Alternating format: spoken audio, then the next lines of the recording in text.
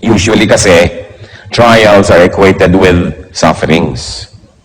Sabi po sa Bible, sa James, the book of James, chapter 1, verses 2 to 4, "Consider it pure joy, my brothers, whenever you face trials of many kinds, because you know that the testing of your faith develops perseverance.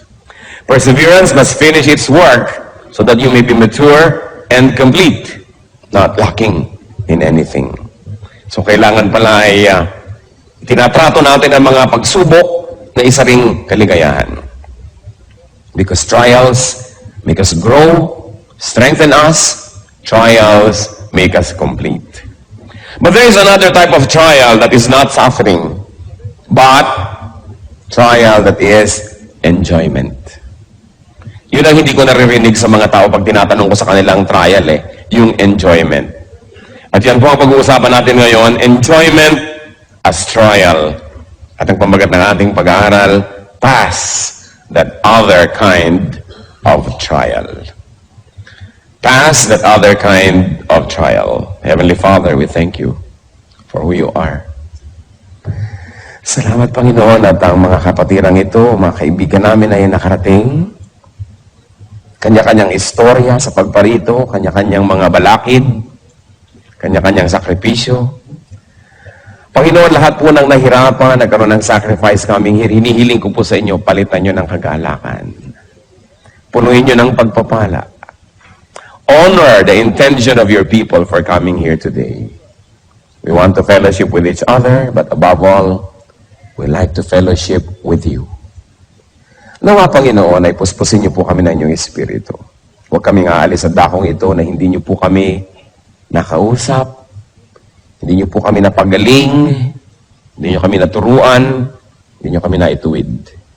Mangusap po kayong may kapangyarihan. Tinig niyong nais aming marinig. Use your servant only as your instrument, but be our speaker, O God. We recognize no other God but you, O God of Isaac, God of Moses, God of Abraham. So we reject any other God. We reject any other message from any other person or personality. But we want you, Father, to speak to us. Holy Spirit, enable us. Empower us to hear, to understand, and to become like Jesus. Father, take over. We are your people. We reject and rebuke all presence of evil, all work and plans of evil against this holy assembly. We reject in Jesus' mighty name. And we ask you to do your will. Let your will be done. We're confident, Father, that you hear as we ask in Jesus' mighty name. Pass that other kind of trial. And that other kind of trial is enjoyment. I'm going to talk about 8 enjoyments, 8 nice things, 8 roses that can become thorns, 8 blessings that can become curses, 8 enjoyments that can become trials. One of that, a trial that we should pass, is a trial of beauty and good looks. Tingnan ninyo yung katabi nyo. Siya kaya ang pinag-uusapan natin. Beauty and good looks. Tulad na lamang ni Joseph. Si Joseph the dreamer. Sabi sa Biblia, siya magandang lalaki. Sumabit suloy siya sa gulo. Pinagtangkaan siya at pinagnasaan ng babae niyang amo, asawa ng kanyang tunay na amo na si Potiphar. Genesis 39 verse 6 up to 7. Now Joseph was well built and handsome. And after a while, his master's wife took notice of Joseph and said, "Come to bed with me." At syempre dahil si Joseph po ay makadiyos, siya'y disente, may paggalang sa kanyang among lalaki, di niya kailanman pinagbigyan ang mga panunukso ng babaeng ito. At ang babae ito naman cannot take rejection well. So what did she do? One day, she cried rape. Nung di siya pansinin, isinumbong niya at pinagbintangan niya na balak daw siyang gahasain ni Joseph. Because of that, Joseph went to jail. And another story deserves another telling. But the point is, kung ito ba naman si Joseph ay hindi may itsura, hindi sana napagnasaan. Kung minsan po, blessing, hindi ka masyadong maganda. di ka nare-rape. Blessing yung hindi ka masyadong magandang lalaki eh. Walang masyadong nang aakit sa'yo. Malaki pong pagsubok na maging maganda. At maraming tao, hindi nila na ipapasa ang pagsubok. Kinakain sila ng kagandahan, nagiging palalo, nagiging mayabang, o kaya nagkakasala dahil dumadaling magkasala sa dami ng nang-aalok. Kaya mabuti kumisan yung di na naaalok pa. Napipilitan ka maging banal. At least kahit pilit, banal pa rin. Kesa sa napakarami namang pagkakataon. Alam niyo yung magaganda, maraming choices eh. At kumisan yung choices, parang sumpa. Habang dumadami, mas nakakalito. Kaya yung mga temptress, mga tempter, usually magaganda rin ang itsura. Dahil hindi ka naman maaakit kundi sila maganda. Kaya ang sabi ng Romans 6:13, do not offer parts of your body to sin as instruments of wickedness, but rather offer yourselves to God as those who have been brought from death to life, and offer the parts of your body to Him as instruments of righteousness. Yan ang sinasabi. So good-looking people, mag-ingat. At meron pa po ako isang ipakikiusap. Good-looking people, be kind to others. Huwag na kayong sobra pang magpaganda at mangakit. Maawa naman kayo sa magnanasa sa inyo. Tapos di nyo naman pagbibigyan. Di ba't kawawa? Lalo mga kababaihan na sobrang kakakit-akit ng mga itsura. Tapos ang dami nyong pinahirapan ng loob. Lahat ng makakita sa inyo ay kulang-kulang na lang mawala sa sarili. Mga driver na halos bumangga. Kawawa naman. Mga magaganda, mahabag kayo sa magagandahan sa inyo. Kaya kung minsan may wisdom yung mga Arabo, sinusukloban ng tunote na ladantela. Mata lang ang pinapakita. Sobra ka na naman kung pati sa matay na akit ka pa. Yung iba naman talaga dapat yung takpan. Kasi sobrang walang takip. Sinisipon na. Nagkakaroon na ng pulmonya, ayaw pang takpan ng katawan. So, maawa kayo. Maawa kayo sa magnanasa, na mag-ibigo lang naman. Maawa kayo sa maiinggit. Malaking pananagutan ang maging maganda. Beauty is from God, and it must glorify God. Beauty must never be surrendered at the feet of Satan to be his instrument. Pero tingnan ninyo, napakaraming magagandang tao, kasangkapan ng kasamaan. Ang kagandahan ay ginagamit sa pang-aakit ng asawa ng may asawa. Sa pagmamali ng kaisipan ng maraming makakakita. It's sad that a beautiful thing and that beauty can be a curse. So, watch out, beautiful. Watch out, handsome. Sabihin nyo nga sa katabi nyo yun. Watch out, beautiful. Watch out, handsome.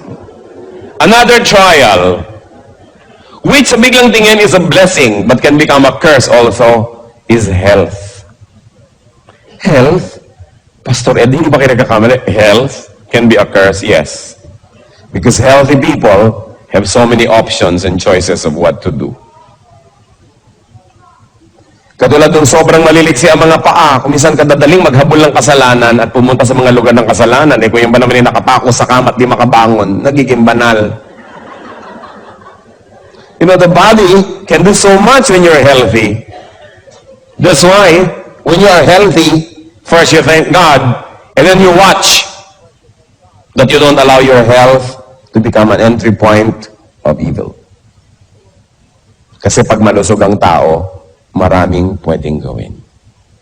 At saka marami rin pwedeng makigawa sa kanya. Kasi kung ikaw naman sumusuka ng dugo, ay wala nang may gustong lumapit sa iyo kung minsan, malayo ka sa temptation. Pero kung lusog-lusog mo, maraming gusto na dumikit-dikit at lumapit-lapit sa iyo. Kaya ang katawan natin, mas malusog, mas ginagawa nating alipin ng kabutihan. Sabi ni Paul sa 1 Corinthians 9:27, no, I beat my body and make it my slave. You know, if you don't make your body your slave, it will be your master. Yung katawan ng tao, pag hindi yan sinupil, pag hindi yan kinontrol, yan ang magiging amo nyo. At pag ang katawan ng tao naging amo, mapapahamak ang ating kaluluwa. Kasi walang gustong gawin ng katawan, kundi katamaran, kasalanan, luho, sarap. Kawawa ang kaluluwa ng tao na yung katawan niya ang naghahari sa kanyang buhay. Kaya ang sabi ni Paul, binubugbog ko tong katawan ko na to, pinupukpok ko to, pinipilipit ko to, at ginagawa ko siyang alipin ko, sumusunod sa kagustuhan ng aking espiritu. At yan ang dapat mangyari. Kaakibat po't kasama ng health, trial din yung long life. It's a blessing to have a long life, but long life can also be a curse. Long life can also be a trial. Tingnan nyo, ang napakarami nating hinahanga ang mga bayani, maaaga kasing namatay. Si Rizal, si Bonifacio, sila Magsaysay, palibas at maaagang namatay, hindi nagkaroon ng maraming pagkakataong magkamali. Habang humahaba ang buhay, dumadami ang pagkakataon mong magkamali. Of course, dumadami rin ang pagkakataon mong gumawa ng mabuti. Kaya sinasabi natin, blessing yan, pero pwede rin niya maging sumpa. Tingnan niyo sa Don Emilio Aguinaldo, sa haba ng buhay, napakaraming naging controversies tuloy na nasangkutan, sumama sa politika, natalo ko, anong pinagagawa, ang haba kasi ng buhay. Yung napakaagang nangamatay, nagmumukha tuloy yung mga perfect or nearly perfect because they did not have much opportunity to make mistakes. So, watch out, you health buff. Kung ang lusog-lusog mo, mahaba ang iyong buhay, humihingi ka sa Diyos sa mahabang buhay, gusto mong pahabain, mag-ingat-ingat ka. Sapagkat bawat buhay at bawat araw na ipinahiram ng Panginoon ay gustong agawin din ni Satan. Eh kung si Hitler namatay nung 11 anyos, hindi ibang-iba sana ang history ng mundo. Eh humaba. Eh kung naging 90 siya, can you imagine kung anong pwede mangyari? Ang buhay, trial yan. At kasama din ang health, isang trial, hindi lang yung long life, kundi youth. Yung pagiging bata, yung kabataan, isang malaking trial. Why? Because in the time of youth, people make the foundation for their whole lives. Kung anong ginagawa natin ng ating youth, sometimes kaladkad, daladala, pasan-pasan natin buong buhay. Kaya dapat ang mga young people nag-iingat. At dapat nilang makita na yung estado, yung stage na sila yung mga kabataan ay isang napakalaking pagsubok na kailangan nilang malampasan. Sapagkat marami hindi nakakalampas nang hindi nadadamage. Sabihin, talaga ganyan yung mga babae, medyo umaalembong ng konti kasi young people. Pero yung iba hindi nakakalampas. Nagkakaroon ng buhol-buhol na anak bago mag-18, 19. Hindi nyo na pwedeng maando yun. Nando na. Permanent fixture of your life. Yung mga lalaki na nagkakaroon ng anak kung kani-kanino na hindi naman nila asawa, nobya lang, yan ba hindi pwedeng bumalik ng walang bayad?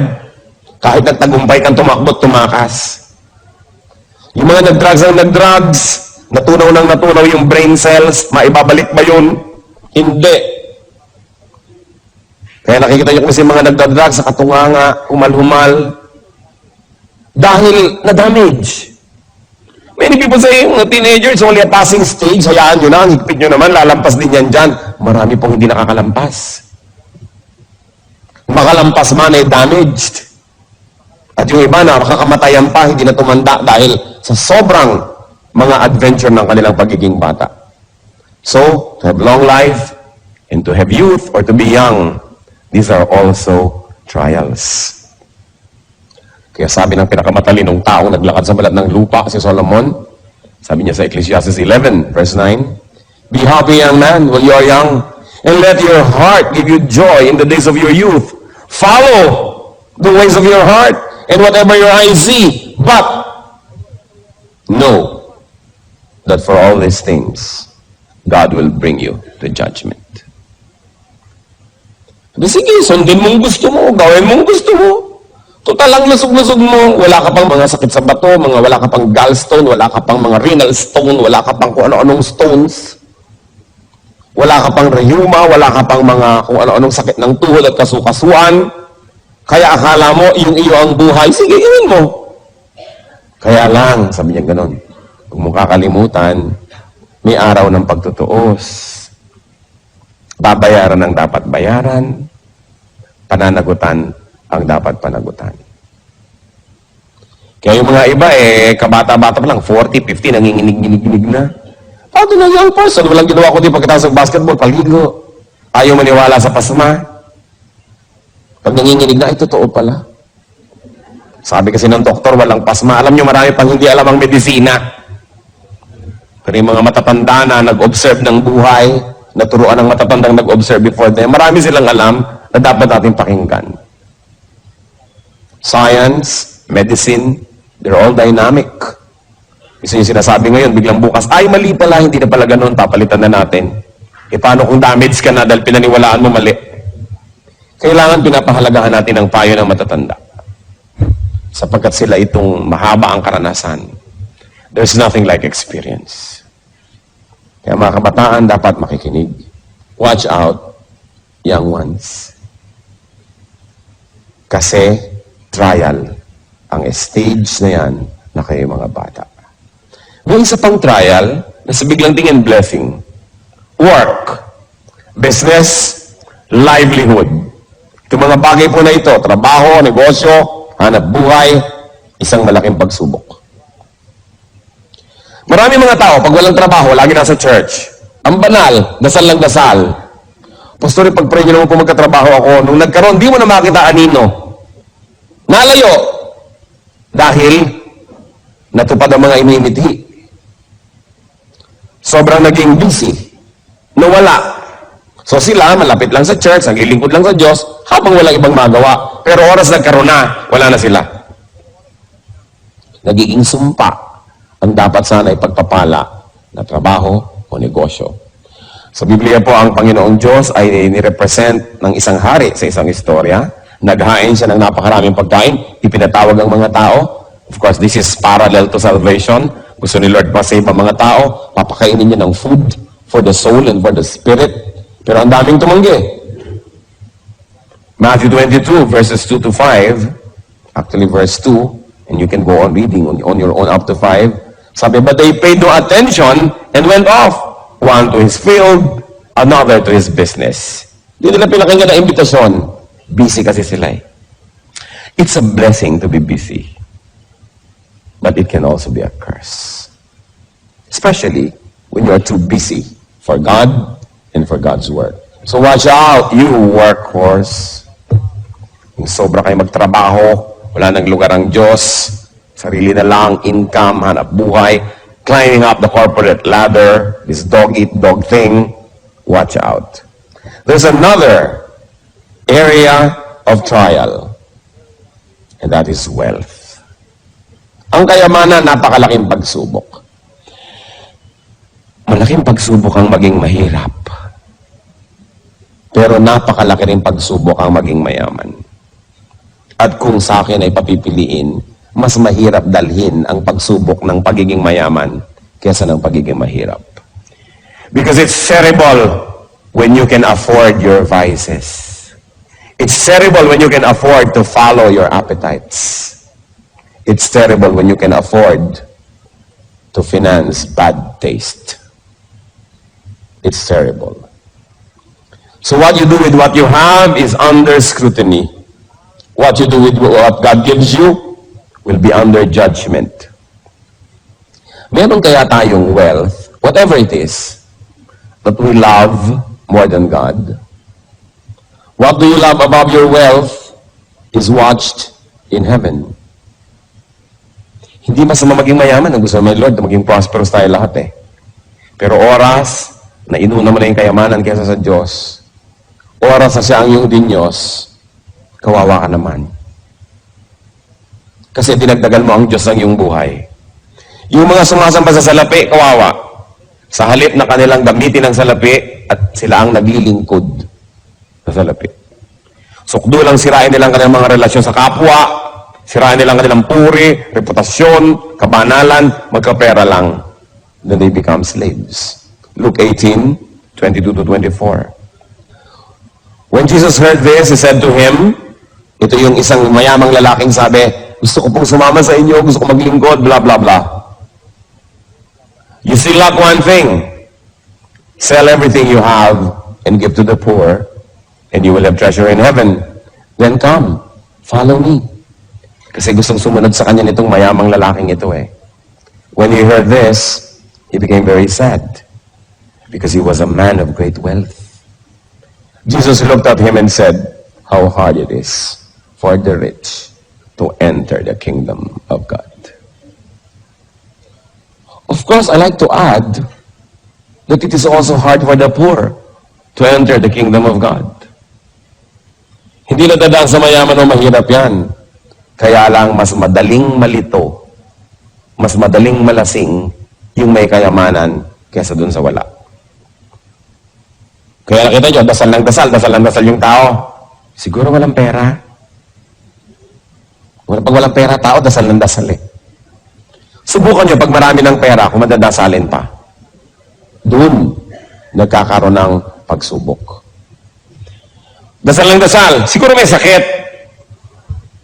Dahil bihira naman taong malusog ang paladasal.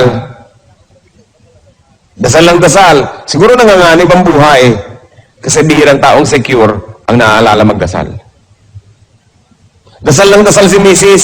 Naku, siguro may ginagawang milagro si Mr. Dahil bihira namang Mrs. na masayang-masaya sa kanyang Mr. ang madadasalin. Karamihan ng mga madadasalin, wala na kasing mapuntahan, pumupunta na tuloy sa Diyos. Kaya kumisan, nagiging pagpapala ang problema. Kasi lumalapit tayo sa Diyos.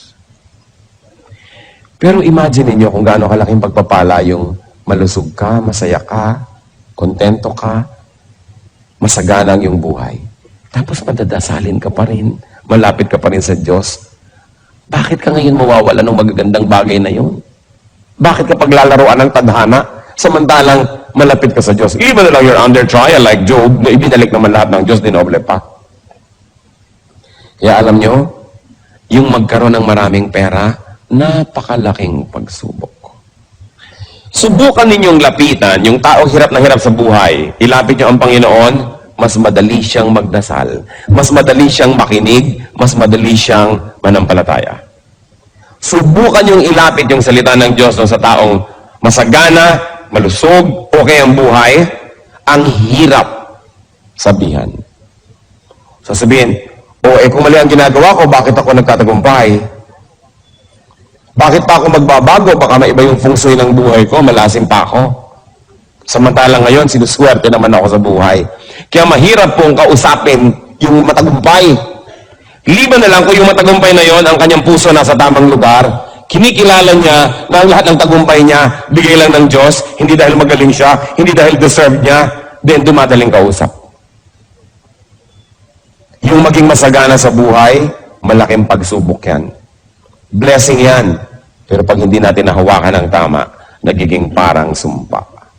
Wealth also brings so much worry. Sa bagay, nakaka-worry rin naman yung poverty. Pero yung poverty naman, wala ka masyadong choice. Sumisimple. Pag marami kang pera, kaya mong limang kerida, ibahay lahat, dumadali ang pagbili ng mga bisyo. Lumalakas ang loob maghiwa-hiwalay yung mga tao kasi kaya naman nila maghiwa-hiwalay eh. Kasi alam nyo, may mga tao naman, hindi naman dahil nagmamahalan kaya magkakasama because there's interdependence, hindi sila mabubuhay economically na magkakahiwalay. And in that case, poverty helps to keep them together. Until they evolve or they develop in their thinking that they will be having greater and deeper reasons for sticking together. But for a while, it helps that they need each other. Kaya nga po, malalaman mo lang ang taong tunay na magalang, tunay na polite, pagka mayaman, pagka merong kaya sa buhay. Kasi yung mahirap, wala namang choice yung kundi maging magalang eh. May choice ba? Empleyado ka, good morning po. Diba? Dadaan ka sa mga nag-uusap, yukong-yuko ka. Ang galang-galang mo, ayaw mong tawagan siya ng oras ng siesta. Ang galang mo, kasi baka nasa ilalim ka ng kapangyarihan niya. Pero oras na ikaw na yung makapangyarihan, oras na ikaw na yung may pera, at magalang ka pa, at hindi mo na kailangan ng tulong nila, pero magalang ka pa, yun lang nagkakatalong nalalaman, magalang nga siya. Because many people are forced by circumstance to be nice. But when you don't need people, when you are independent economically, in fact, when they are dependent on you, and you're still nice, then that's your true character. Kaya po yung magkapera, magkaroon ng kapangyarihan, napakalaking pagsubok at konti lang ang pumapasa. Kasi kadalasan, pag mataas na yung ranggo mo,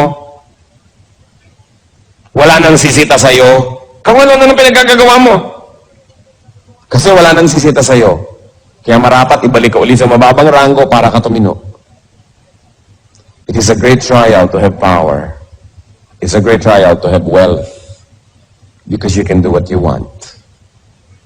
And when you're able to do what you want without having to submit to anybody, that's when your true character shows. Mahalaga. Isip-isipin natin. So watch out, Ritzy. Tingnan nyo nga katabi nyo kung mukhang mayaman. Baka nagpapanggap lang siya para wag yung dukutan. Pero mayaman pala. Yung mariwasa ka sa buhay, may kaya ka, trial yan. Then, another trial is knowledge. Knowing is a burden.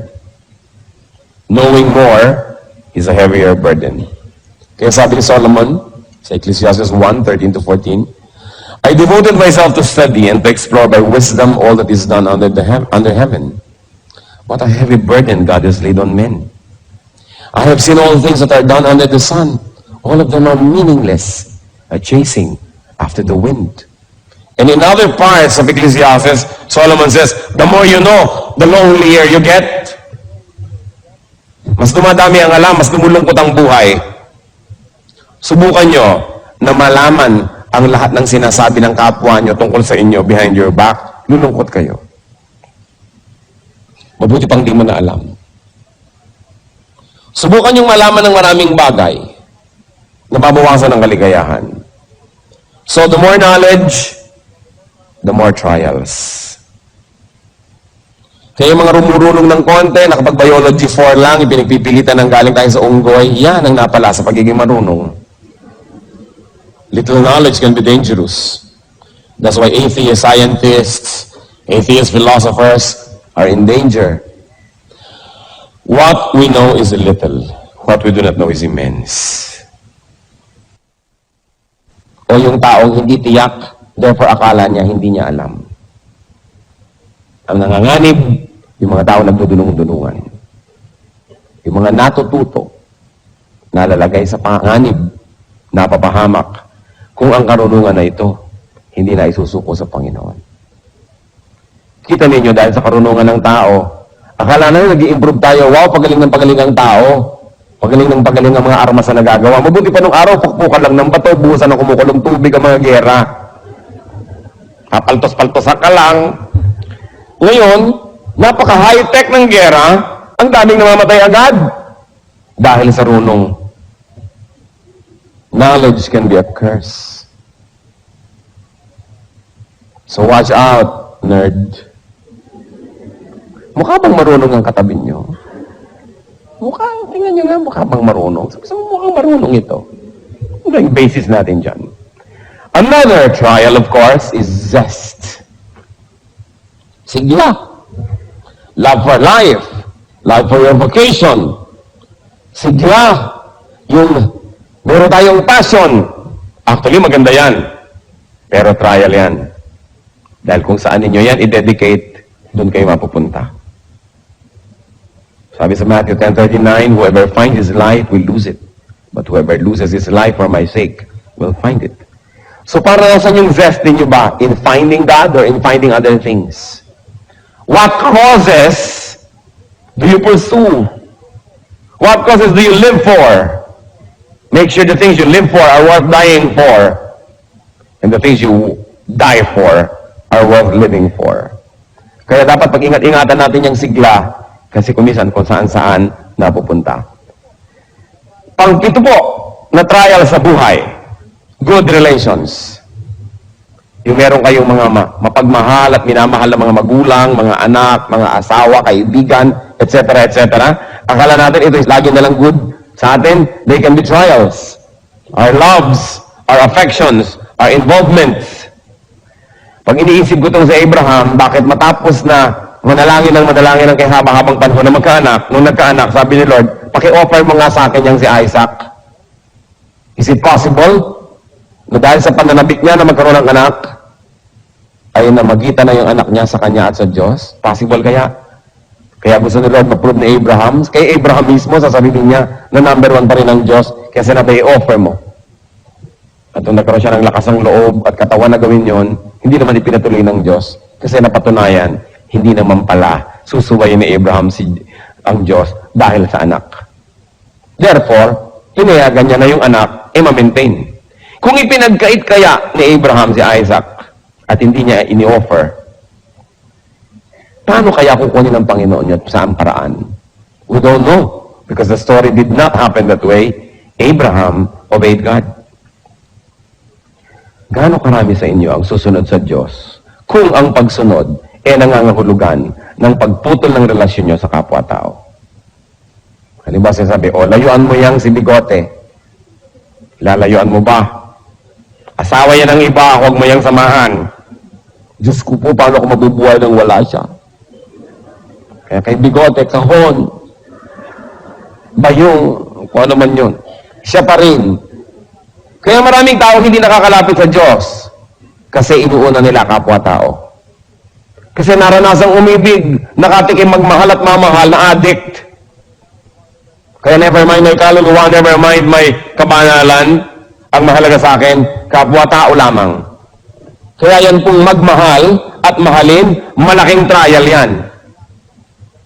Kasi laging nanganganib na magkaroon ng kaagaw ang Diyos. Sabi pa naman niya, I tolerate no rivals. Love the Lord your God with all your heart and with all your soul and with all your mind. Kaya sabi sa Matthew 10:37, anyone who loves his father and mother more than me is not worthy of me. Anyone who loves his son or daughter more than me is not worthy of me. Ang tagal, pinroblema ko yung verse na yan. Sino sa inyo naman problema sa verse na yan? Raise your hands. Sige pa, aminin nyo na. Kaka-problema, no? Sabi ko, bakit naman ganyan ang Diyos? Napaka-egocentric. Gusto nilang lagi lang siya, number 1. Pati ba naman sa nanay ko, mauna pa siya. Kung meron ako anak, may asawa ko, mauna pa siya. Tapos una siya sa lahat. Lahat ng tao, siya na lang yung number 1. Bakit naman? Na-share ko na sa marami to, kaya ganyan ko ulitin ko sa inyo dahil baka hindi ko pa na-share sa inyo. Dahil nagkaroon ako ng peace sa verse na ito eh. At alam niyo kung paano, sa hinaba-haba ng pakipagbuno ko sa verse na ito, napagtanto ko, I'm sure it came from the Lord, na kung sino ang mahal nyo, yun ang makakasakit sa inyo. Kaya ka ba naman saktan ni Aling Eyapang doon sa may kanto? Hindi siguro, maliban na lang hinampas ka niya. Pero niya kaya saktan ang puso mo. Tulad ng magiging sakit kung iniwan ka na asawa mo. Pinagtaksilan ka ng nobyo mo. Sinumpa ka ng magulang mo. Iniwan ka ng anak mo. Ang sakit. Kasi yung mahal mo, ang makakasakit sa'yo. Mas mahal mo, mas kaya kang saktan. Ngayon, kung nagmamahal ka ng tao, humanda-handa ka masaktan. Kasi, iiwan ka niyan. Maaaring pagtaksilan ka dahil siya naging marupok. O maaaring pagtaksilan ka dahil basta ayaw na niya sa'yo. O ang tapat-tapat niya, ang buti-buti, namatay. Di wala rin. Mawawala rin. Kawawa naman ang taong sobrang nagmamahal sa kapwa. Humanda kang lumuha. Kaya ang sabi ng Panginoon, unahin niyo ako. Ako ang gawin yung number 1 love. Kasi hindi naman siya mamamatay. Hindi lagi siyang nandyan. Hindi ka naman niya pagtataksilan dahil siya matapat. Hindi ka naman niya iiwan because He fills heaven and earth with His glory and with His presence. Hindi ka niya dadayain, hindi ka niya pagsisinungalingan. Tutulungan ka pa niya, sasamahan ka niya. Kaya sabi niya, pag akong mahal niyo, wala kayong kalugi-lugi. Paano mo, Diyos ko, ang bigote? O, di gawin mong number 2, number 3 sa iyong buhay. Pagtaksi lang ka, mawala siya sa'yo, dahil ako pa rin ang number 1, nasaktan ka, pero konti lang. Kasi pag yung number 1 sa buhay mo ang nawala, sabi mo ba, Crispin, Basilio. Kasi nawala yung number 1 eh. May problema pa kayo sa verse na ito? Na-solve na? Saling na-solve na ang problema. Gusto ng Diyos, number 1 tayo. Number 1 siya sa buhay natin kasi gusto niya tayong alagaan. Di ba? Sino sa inyo mga magulang? Di ba pag may naliligaw sa anak nyo, kinakabahan kayo? Baka paluhain tong anak ko. Ano ba itong naliligaw sa kanya? Laki ng hikaw. Malaki pa sa hikaw ng daughter ko. Ang hikaw mo, iho. Nakakatiyak ka bang matutuwa ang anak ko sa buhay? Piling mo. Tapos ang grade mo, puro pasang awa. Kawawa naman ang anak ko. Hindi ba't kuminsan kung pwede lang ibulsa yung anak niyo yung paligawan? Dahil ayaw niya masaktan. Hindi dahil gusto niyo siyang sadistahin. Kasi parang kitang-kita niyo na, anak, masasaktan ka. Tapos nakikita mo na hindi ka na sinusunod dahil susunod-sunod sa nobyo. Hindi na sinusunod na yung mga patakaran, nagsisinungaling na sa'yo. Eto na nga, number 1 na yung nobyo, hindi na ako. Kawawa naman ang anak ko. Kaya ang magulang, kung pwede lang anak, ako na lang gawin mo number 1. Hindi kita pagtataksilan. Dito ka na lang sa atin. Magsama-sama tayo habang libing. Kung pwede lang ganunin ang anak. Kasi gusto mo i-protect. Ganon. In a much greater way, ganon tayo gustong i-protect ni Lord. Kaya sabi niya, gawin mo ko number 1. Hindi dahil sa egocentricity ko, hindi dahil sa pride ko, hindi dahil gusto ko makuha lahat ng atensyon. Kasi gusto kitang di masaktan. Magmahal ka ng iba, konti lang, wag tulad ang pagmamahal mo sa akin. Para dumating, umalis sila, mabuhay, mamatay, lumusog, magkasakit, nag-aalala ka, nasasaktan ka, pero hindi ka kayang itumba kasi yung tunay mong mahal, eto pa rin. Ang bait ng Diyos. Ang galing-galing niya. Napakahusay. So, kayong sobrang magmahal sa tao, watch out, lover. Mag-ingat-ingat kayo. Lalo yung mga romantic love. Kaya maraming tumatalon sa Pasig. Dahil sa pag-ibig na yan. Pag-ibig na ligaw. Kasi nauna yung tao kesa sa Diyos. Sinong magpapakamatay kung nawalan ka ng mahal sa buhay pero number 1 mo ang Diyos? Hindi. Kaya mga nagpapakamatay dahil sa pag-ibig, alam mo, ay, nakakalungkot mang isipin, natabunan ng Diyos, nagmahal ng kapwa, ng lubos-lubos. Lampas sa kalooban at disenyo ng Diyos, napahamak tuloy. Pang-8, sana bala ko mga 100 pero tama na siguro yung 8, no? Pang-8, na trial, accomplishments.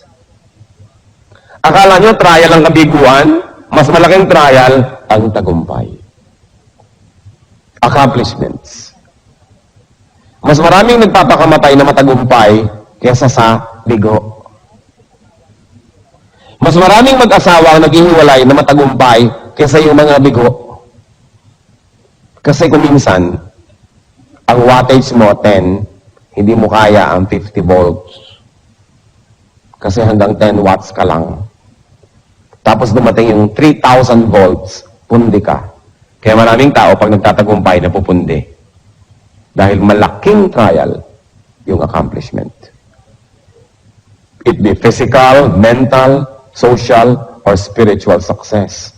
Fame and glory can be terrible trials. Kaya akala mo ang galing-galing mo, kayang-kaya ko na to, yun ang pinakamapanganib. Sapagkat di ka na nag-iingat. Sobra ka ng overconfident. Dahil nga sa iyong accomplishments. Kaya sabi sa 1 Corinthians 10:12, So, if you think you are standing firm, be careful that you don't fall. Sapagkat halos lahat ng natumba ng di nila inaasahan na mangyayari yun. Sapagkat sobra silang naging confident.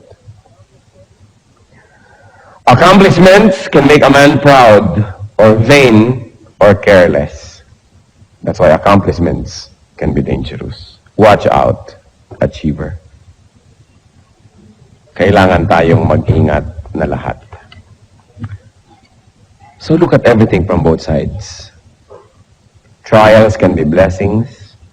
Blessings can be trials. Do not watch out only for the conventional trials, but consider that other kind of trial. Nice things, beautiful things. Kung hindi kayo masisira ni Satan sa pangit, sisirain kayo sa maganda. Kung hindi niya kayo masisira sa kabiguan, susubukan niya kayong sirain sa tagumpay. Kung hindi niyo kayo masira sa pagiging mag-isa, sisirain niyo kayo sa pagkakaroon ng kasama. Kung hindi niya kayo masira sa pagiging mababa, susubukan niya kayong sirain sa pagiging mataas. Anong sabi sa Bible? Be sober, be watchful. The devil is like a roaring lion seeking someone to devour. So what can I say to you, brothers and sisters, friends? Pass that other kind of trial. Let's bow before the Lord. At nais ko mag-isip-isip kayo, alin ba sa mga binanggit natin ang nagiging instrumento ngayon ni Satan para kayo subukan. Para kayo ligligin. Hindi aksidenteng narito kayo ngayon. Sinadya ng Panginoon.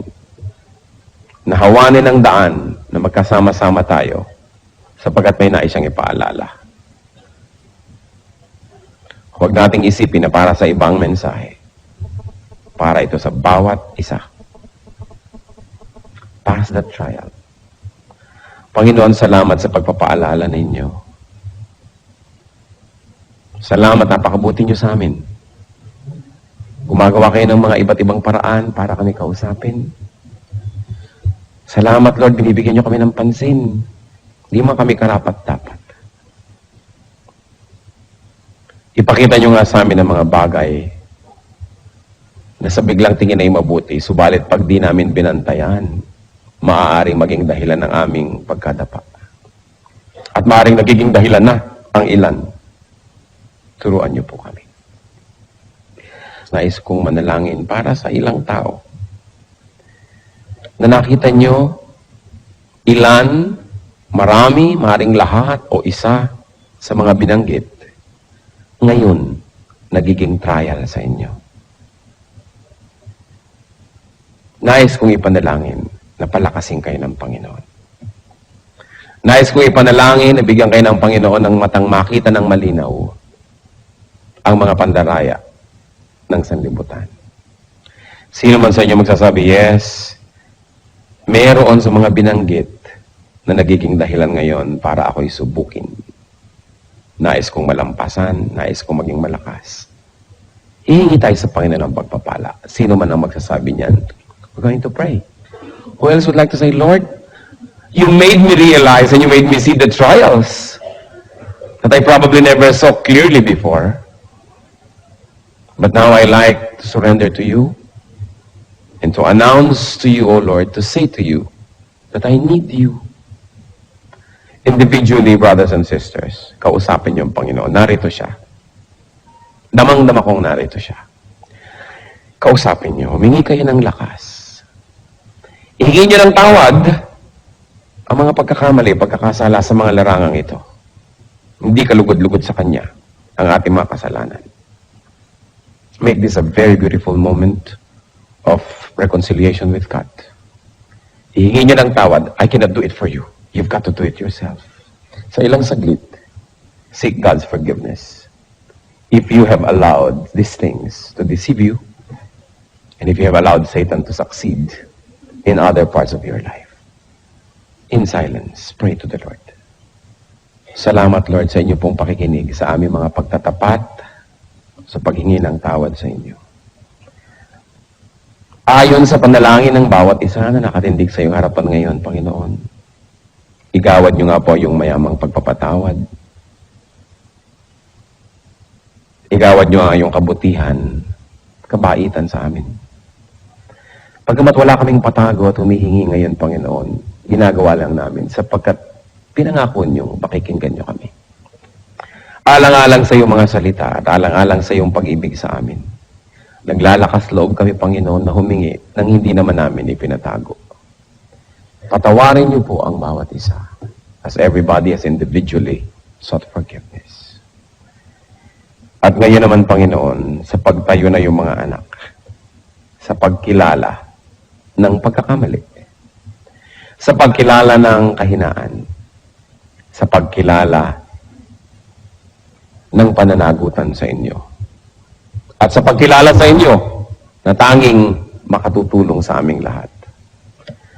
Tanggapin niyo po ang pagtayo na ito bilang pahiwatig, bilang pagsasaad na kami umaasa lang sa inyo.